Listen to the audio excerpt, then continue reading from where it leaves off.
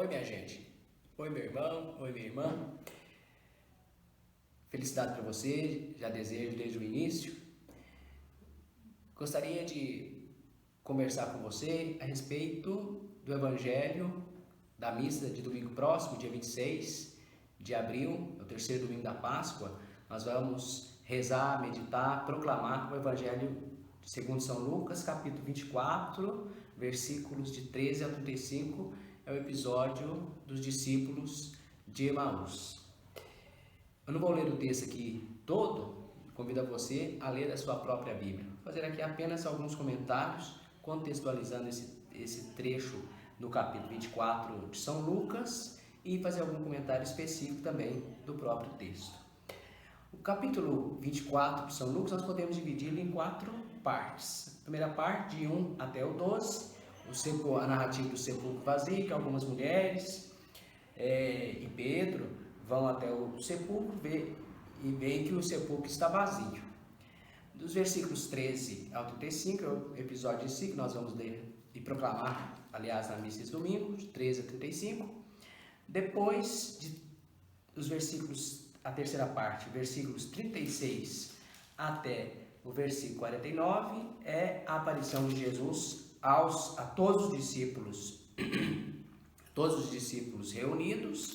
E a última coisa que é dita nesse capítulo e também no Evangelho de São Lucas, é o final do Evangelho de Lucas, capítulo 50, o versículo 50 até o 53, temos a ascensão de Jesus. Vamos nos deter nessas 3 primeiras partes, por enquanto. A primeira parte é a manifestação de Jesus, ou o encontro do túmulo vazio, a todas as mulheres. Veja, o evangelista aqui faz questão de dizer que todas as mulheres percebem que o túmulo está vazio, vão ao túmulo. Não como em São Mateus, capítulo 28, versículo 21, que ali é dito que apenas 2 mulheres foram ao sepulcro, Madalena e uma outra Maria. Em Marcos 16, 1, há 3 mulheres, Maria Madalena, uma outra Maria, possível Maria, mãe de Tiago, e Salomé. E nem apenas a uma só, a Madalena, como no caso do Evangelho de São João, capítulo 21 a 18. Mas aqui aparecem anjos quando vão ao sepulcro de madrugada para ungir o corpo de Jesus, para todas as mulheres que vão ao sepulcro de madrugada ungir o corpo de Jesus, para todas as mulheres. Isso tem razão de ser, porque Lucas dá uma especial atenção às mulheres. Vejamos, Isabel, lá no início do Evangelho, a própria Maria, mãe de Jesus, a viúva de Naim, né, que Lucas narra aquele episódio da morte do filho dela, já era viúva e ainda perde o filho único, e outras mulheres que são alvo da misericórdia, do amor de Deus e de Jesus. Então, especial atenção a todas as mulheres, não apenas a uma ou outra mulher, mas a todas as mulheres que recebem, que têm a visão dos anjos no sepulcro de madrugada, quando elas foram lá ungir o corpo de Jesus no primeiro dia da semana. Veja que Lucas também contextualiza a aparição, a ressurreição de Jesus no primeiro dia da semana, isto é, no domingo. Na segunda parte, Jesus aparece para 2 discípulos, para os dois chamados discípulos de Emaús, mas aparece de modo irreconhecível. Eles não conseguem reconhecer que é Jesus quando ele se aproxima para falar com eles no caminho. E depois, quando eles vão cear, Jesus desaparece. E aí sim eles reconhecem que é Jesus quando ele parte o pão, ou na fração do pão. E a terceira parte, veja, Jesus se manifesta e aparece em carne e osso, come com eles um pedaço de peixe assado, manifesta não apenas aos 11, mas a todos os discípulos. Veja que a manifestação de Jesus é a todos os discípulos. Veja que a cena do episódio de Emaús, dos discípulos de Emaús, está no centro. Primeiro a todas as mulheres, no final a todos os discípulos, e no centro está a 2 discípulos que, lentos na fé, custam a reconhecer Jesus. Só no final, só quando eles dão um sinal de partir o pão que eles reconhecem que é Jesus e que Jesus está vivo, e voltam a Jerusalém para contar para os outros. Duas coisas chamam a atenção comparadas com os outros evangelhos. As aparições são para todas e para todos, portanto. Não para um grupo seleto de mulheres e nem somente para os 11. Para todos. E uma segunda coisa que a gente pode comparar com os evangelhos que chama a atenção é uma progressão crescente da manifestação de Jesus, da aparição de Jesus, do anúncio pascal da ressurreição de Jesus. Primeiro, na primeira cena, anjos que falam com as mulheres. No segundo, Jesus está irreconhecível. Os dois de Emaús não conseguem reconhecê-lo. Depois, no final da cena, reconhecem Jesus ao partir o pão. E na última cena, quando Jesus aparece a todos os discípulos, eles o reconhecem em carne e osso, como é dito o texto. Não vou entrar aqui nessa questão de Jesus ressuscitado, que se manifesta em Lucas em carne e osso, porque isso é uma questão polêmica, e isso nós podemos ver, estudar, meditar, pensar nisso em outra ocasião, não é? Já que Jesus ressuscitado, não é como que é possível alguém ressuscitado, com um corpo glorioso, se alimentar? Mas essa é uma outra questão que nós não vamos entrar aqui, porque nossa atenção está agora nos discípulos de Emaús. Nesse trecho também há um detalhe comum com relação aos outros relatos, outros 2 relatos de Lucas do capítulo 24. Tanto a aparição às mulheres, o anúncio do anjo às mulheres, quanto a aparição de Jesus a todos os discípulos reunidos. Há um detalhe comum, há uma catequese. Os anjos falam para as mulheres, Jesus catequiza os de Emaús. Mais tarde, Jesus catequiza todos os outros reunidos. Então, em todo o capítulo há uma catequese. E nos 3 casos, a catequese, o argumento, o assunto, o ponto central da catequese é o mesmo. Qual é? O Messias, quer dizer, o Cristo, tinha que padecer e morrer para entrar em sua glória. E isso era a mensagem mais escandalosa e difícil de aceitar. Por isso precisa ser tratado com insistência. Para os discípulos, como que pode, segundo o pensamento comum do judeu também, como que pode o Messias sofrer, padecer como Jesus padeceu? Tudo que aconteceu com Jesus então é sinal de que ele não era Messias coisa nenhuma. Não entendiam como essa mensagem escandalosa, como que pode o Messias padecer, morrer para entrar em sua glória. Mas como se demonstra que o Messias teria que sofrer e sofrer até a morte? Como que isso é demonstrado? Como que essa catequese demonstra que é verdade, que o Messias deveria sofrer, deveria morrer para entrar na sua glória e ressuscitar? Os anjos argumentam que o próprio Jesus já havia dito isso para todos quando ainda estava na Galileia. Versículo 24, capítulo 24, versículo 6. Veja o que diz lá. Os anjos dizendo para as mulheres: ele não está aqui, ressuscitou. Lembrai-vos de como vos falou quando ainda estava na Galileia. Ele ressuscitou. Passaria por todo o sofrimento, mas ressuscitou. O segundo, Jesus depois diz aos 2 discípulos de Emaús que tudo a respeito dele está nas Escrituras, começando por Moisés, isto é, pela lei, a lei é o Pentateuco, são os 5 primeiros livros da Bíblia, passando por todos os profetas, explicou-lhes todas as Escrituras, explicou-lhes em todas as Escrituras as passagens que se referiam a ele. E o mesmo Jesus, a todos os discípulos, na terceira cena, lhes abre a mente para compreender o que dele haviam dito Moisés, a lei, os profetas e os salmos. Quando diz salmos, está dizendo a terceira parte da Bíblia hebraica, que são os escritos, que compõem os salmos, provérbios, Jó, todos os livros sapienciais.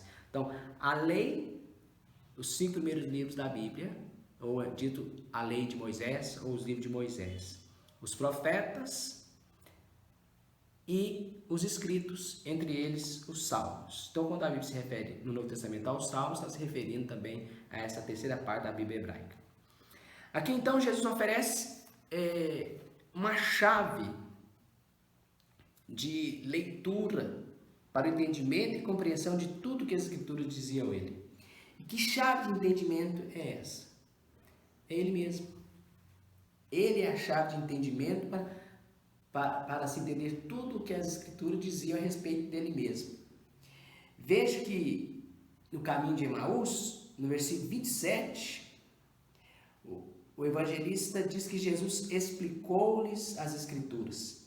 Esse verbo explicar, no grego, é diermeneu, que significa interpretar e explicar. E no versículo 32, os discípulos de Emaús comentam entre si que o coração deles ardia quando Jesus lhes explicava as Escrituras. O verbo usado aqui no versículo 32 é abrir, dianóico, abrir completamente. Jesus tentava abrir a mente, o coração deles, que ardiam e eles não conseguiam entender, não conseguiam ver que era Jesus. E ainda na parte seguinte, quando Jesus se apresenta aos discípulos reunidos, o verbo usado no versículo 45 é o verbo abrir, dianóico, abrir completamente. E ali é dito, então ele abriu a inteligência dos discípulos para entender as Escrituras, abriu a inteligência, abriu a mente, nous em grego, mente, alma, abriu a alma, a inteligência, abriu completamente a mente. Então eles conseguiram, vendo em Jesus ressuscitado, alcançaram a compreensão das Escrituras, porque Jesus é a própria chave e ele mostra aos discípulos que eles devem olhar para o Antigo Testamento ou para as Escrituras e em cada página encontrá-lo, mesmo que seja de forma figurativa ou forma tipológica. Lembremos, portanto, que o vidente lembremos que o vidente do Apocalipse, no capítulo 5, ele chora porque ninguém na terra nem no céu era digno de abrir o livro. Mas alguém no céu lhe acalma dizendo que o cordeiro que fora imolado e que tinha as marcas da morte, venceu e estava vivo. Então o cordeiro que tinha as marcas da morte estava vivo. E quem é esse cordeiro? O único capaz de abrir, anóico, de abrir o livro. Quem é esse cordeiro vivo com as marcas da morte? Cristo ressuscitado, o único capaz de abrir o livro. Assim, em todas as partes das Escrituras, na lei, o Pentateuco, nos profetas, nos salmos ou escritos, se encontra referência de Jesus. Claro, já disse, mesmo que de forma tipológica ou de maneira figurativa. Vou dar uns exemplos aqui para a gente entender isso. Que alguns acontecimentos, algumas personagens, algumas coisas do Antigo Testamento são tipos ou figuras já de Jesus. Por exemplo, na lei, num dos livros da lei, o Gênesis, na narrativa do jardim, que Deus criou o jardim, colocou o homem ali, e ali Deus plantou 2 árvores, a árvore do conhecimento do bem e do mal e a árvore da vida. Quem é essa árvore da vida? Ou funciona ali, naquele texto, como uma figura de Jesus. A árvore da vida só pode ser Jesus. Ou a cruz de Jesus, cujo fruto pode se comer, que é o próprio Jesus. Se nós nos alimentamos de Jesus, na Eucaristia, podemos comer do fruto da árvore, da cruz, que é o Cristo ressuscitado. Assim como Deus diz que daquela árvore o homem e a mulher poderiam comer, lá no Gênesis. Mas da árvore do conhecimento do bem e do mal, não. Que é a contraposição à árvore da vida. Da árvore da vida, lá nós já encontramos um tipo, uma figura da cruz de Jesus e do próprio Jesus. Uma outra passagem do Gênesis, aquela passagem do sacrifício de Isaac, quando Deus pede a Abraão que, como prova de fé, sacrifique seu filho único, Isaac. Lembra da passagem de Abraão subindo o Monte Moriá com Isaac? Quem leva a lenha para o sacrifício nas costas? É o próprio Isaac. Aí não é um tipo, uma figura já de Jesus que sobe o Monte Calvário com o lenho da cruz, com o madeira da cruz nas costas? Quando o povo está no deserto, atravessando o deserto, saindo do Egito para a terra prometida, Moisés fendeu a rocha com seu bastão, com seu cajado, e daquela rocha brotou água e o povo se saciou. Isso não lembra, mesmo que em figura, estou dizendo, o Cristo na cruz, o soldado, o centurião romano, passa a lança no seu lado e brota a água do Espírito Santo. Um exemplo dos profetas, o profeta Isaías, por exemplo, capítulo 9, versículo 6, Isaías 9, 6, onde está escrito assim, ó, o povo que andava na escuridão viu uma grande luz, para os que habitavam as sombras da morte, uma luz resplandeceu. Que luz é essa? Se não é o próprio Jesus? Ele estenderá seu domínio e para a paz não haverá limites. Ele, ou a luz, o menino que vai nascer, que diz aqui no capítulo 9 do profeta Isaías. Quem é esse menino que vai ser chamado Deus forte, conselheiro maravilhoso, príncipe da paz? Isso se repete no Novo Testamento, nos anúncios do nascimento de Jesus. O versículo 6, ó, ele estenderá seu domínio e para a paz não haverá limites. Sentado no trono com o poder real de Davi, fortalece e firma esse poder com a prática do direito e da justiça, a partir de agora e para sempre. O amor apaixonado do Senhor dos Exércitos é que há de fazer tudo isso. Essas palavras são repetidas a Maria pelo anjo Gabriel na ocasião do nascimento. O seu filho sentará no trono do seu pai Davi e seu reinado não terá fim. Veja, tem aí no Antigo Testamento já uma figura, algo que faz referência a Jesus. Nos escritos, nos salmos, né, como diz, lembra da figura de Jó? Um Jó inocente que sofre e depois no final do livro ele é reabilitado por Deus. Olha aí Jesus, também que sofre, depois é reabilitado pelo poder de Deus, pelo poder do Espírito de Deus e é ressuscitado. Jó não seria uma figura, um tipo de Jesus também? Veja que os primeiros padres, os santos padres, tempo da patrística, souberam fazer isso muito bem, encontrar passagens lá encontrar nas passagens do Antigo Testamento figuras e tipos de Jesus. Por isso esse aspecto muito importante aqui na leitura dos discípulos de Emaús e desse capítulo 24 de São Lucas. Quer dizer, Jesus é a chave de entendimento, ele próprio é a chave de entendimento de toda a Escritura. Ele é o ápice, o ponto culminante de toda a Escritura. Tudo converge para Jesus. A Escritura toda fala dele. Mas para isso precisa o coração arder e ter um contato pessoal, uma intimidade com Jesus, a ponto de reconhecer na fração do pão, para também conseguir ver e entender que toda a Escritura fala dele. Um outro ponto desse episódio dos discípulos de Emaús é o aspecto político, o aspecto social e econômico, né? E para compreender isso, a gente deve voltar lá no início do Evangelho do próprio São Lucas, onde diferentes personagens fazem grandes afirmações cheias de esperanças políticas, sociais e econômicas, depositadas todas na pessoa de Jesus. Todas essas esperanças estavam depositadas na pessoa de Jesus. Olha, o próprio anjo Gabriel, na Anunciação, diz a Maria por pelo menos 5 vezes que o filho dela será rei de Israel. Em seguida, a própria Maria louva a Deus, por quê? Quando ela canta o Magnífica. Porque depois do trono os poderosos exaltou os humildes, porque cumulou de bens os famintos e despediu os ricos de mãos vazias. Depois, os anjos proclamam aos pastores que o Messias havia nascido. Na ocasião do nascimento de Jesus, hoje nasceu para vós um Salvador, que é o Cristo, o Messias Salvador.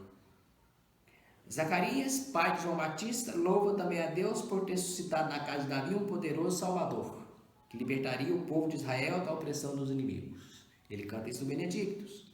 Finalmente, a Ana, aquela profetisa que estava no templo, no momento da apresentação de Jesus no templo, aquela profetisa de 84 anos, fala a respeito de Jesus a todos que esperavam a libertação de Israel e de Jerusalém.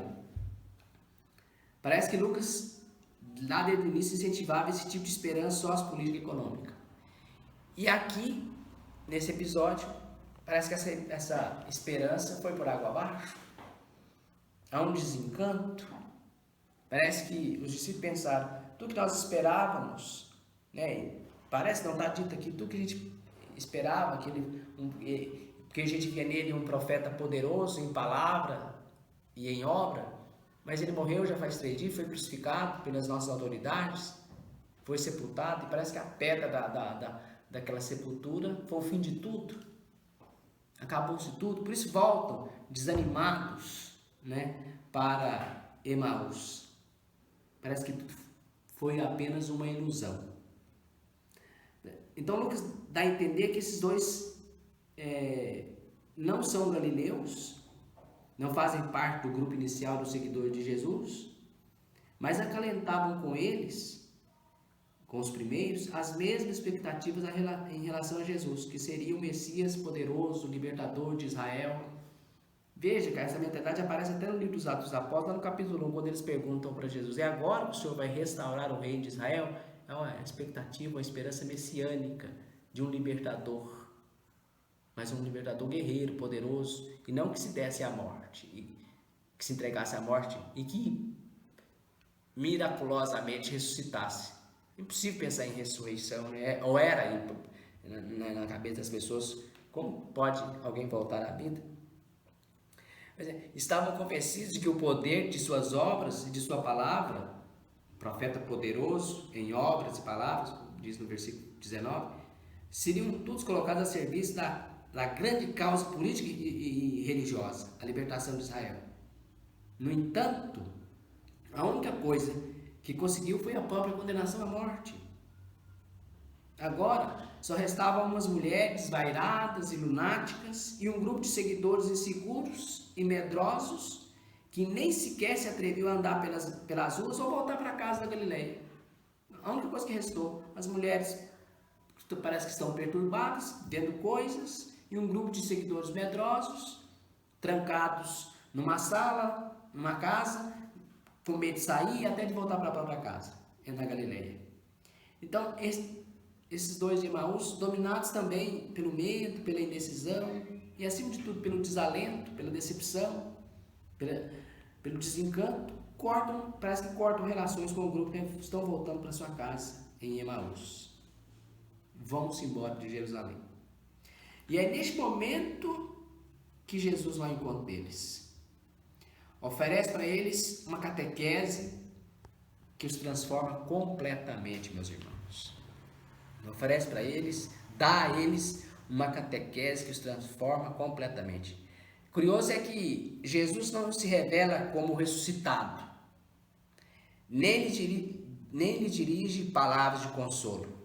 Limita-se a dar-lhes uma aula de exegese, uma interpretação da Escritura, percorrendo a lei, os profetas, recolhendo e explicando e comentando as passagens adequadas das Escrituras que diziam respeito dele. Mas nada de se apresentar como ressuscitado. Um estranho. Mais tarde, comentarão que ao escutá-lo lhes ardia o coração. O misterioso encontro termina com um mistério a mais. Um gesto tão habitual como partir o pão faz com que seus olhos se abram e reconhecem a Jesus. Neste momento, Jesus desaparece. Porém, o coração e a vida deles se transformaram. No gesto de partir o pão, eles reconheceram Jesus. E por fim, minha gente, o típico desse relato é que a fé, a certeza da fé se chega por aquilo que acabará por se tornar os elementos essenciais das reuniões litúrgicas, a palavra e a Eucaristia. Quer dizer, se chega à fé exatamente pela palavra de Jesus e pela Eucaristia, que é o próprio Jesus. Ápice do encontro com Cristo, a audição e o entendimento da sua palavra e a Eucaristia. É o pão, é o seu corpo que nos é dado em alimento. Veja que na missa, e aqui esse episódio é bem uma catequese sobre a celebração eucarística, né? A missa é dividida em duas mesas, em duas partes, né? A mesa da palavra e a mesa eucarística. E nas duas se comunga do Cristo, se comunga dele a palavra, que é ele mesmo se dirigindo à comunidade. É ali na liturgia que a escritura deixa de ser apenas um escrito, se torna uma palavra viva, que é o próprio Deus falando com a sua comunidade, é o próprio Jesus falando com a sua comunidade. E a outra mesa, que é a mesa eucarística, onde Jesus se doa, se dá novamente a nós em alimento. Veja que a liturgia da palavra ela começa com a primeira leitura do Antigo Testamento, passa pela oração do Salmo, depois a segunda leitura, até o ápice que é a proclamação do Evangelho, que é o próprio Cristo falando. Veja. E depois nós continuamos na celebração eucarística até um ponto mais alto ainda, quando parte-se o pão e é entregue a cada um de nós. Eis o Senhor, eis o Cristo, eis o corpo de Cristo. E todos respondem, cada um responde, amém. Veja que a missa não é, a liturgia da palavra não é algo separado, a parte da liturgia eucarística. A missa forma um todo. E nesse todo nós nos encontramos com o mesmo Cristo, de distintas formas, em duas formas distintas, a palavra e na Eucaristia. E aqui nesse episódio dos discípulos de Emaús é retratado isso. Encontra com Jesus, o coração ardendo quando Jesus está falando, explicando as Escrituras, que falam dele e ele próprio falando, e depois, ao partir o pão, é a mesa eucarística. Então, na missa, quando estivermos na missa, a atenção, toda a atenção é pouca a palavra. A gente vê hoje, sim, infelizmente, que as pessoas não prestam tanta atenção assim na palavra de Deus, né? Qualquer barulhinho, ou telefone celular, ou algo diferente que acontece ali, tira a atenção, qualquer coisa tira a atenção da pessoa. Se ela tivesse o coração ardendo e com o coração voltado, né, para a proclamação da palavra, ela entenderia, mas estaria em comunhão maior com Jesus. Porque muitos dizem, mas não consegui entender nada, não sei o que, não sei o que. Será que é só por culpa do pregador ou do leitor, que não preparou direito a sua leitura? Né? Mas a palavra de Deus tem força própria também, tem luz própria, e a gente tem que colar o ouvido e o olhar na palavra, né? Porque a fé entra pelo olhar e entra pelo ouvido também, para fazer o coração arder. Eles viram, mesmo que estranhamente, Jesus e ouviram. Aí o coração ardia. Vamos colar o nosso ouvido também na palavra de Jesus, na palavra da Escritura. Vamos nos alimentar dele com toda piedade na comunhão, né? Mesmo que seja nesse tempo seja uma comunhão espiritual, mas é hora também de treinar a gente comungar de Jesus na sua palavra, estar em comunhão com ele através da sua palavra, do seu evangelho, da meditação do seu evangelho. Por fim, desejo a todos que tenham mais uma vez uma feliz Páscoa, um feliz tempo de Páscoa, que Deus nos ajude a superar esse momento de dificuldade, tristeza. Não deixemos de rezar, de partilhar uns com os outros a palavra de Deus, né? É importante sim a gente rezar, valorizar esse momento, a igreja doméstica, de amar, de fomentar mais os laços de amor entre as pessoas que moram ali naquele lar, que não é apenas uma habitação, um teto, mas ali é um lar, ali mora uma comunidade, ali está uma comunidade, uma igreja reunida. Muito bem, que Deus te abençoe, te dê paz, desejo a todos muita felicidade, muita alegria. Se Deus quiser, nós vamos adiante e poderemos voltar a Jerusalém, que é a nossa igreja, o nosso templo, para celebrar juntos, reunidos como toda uma comunidade discipular, a Santa Eucaristia, juntos, reunidos e unidos. Que Deus te dê a paz, hoje e sempre. Amém. Um abraço e tchau.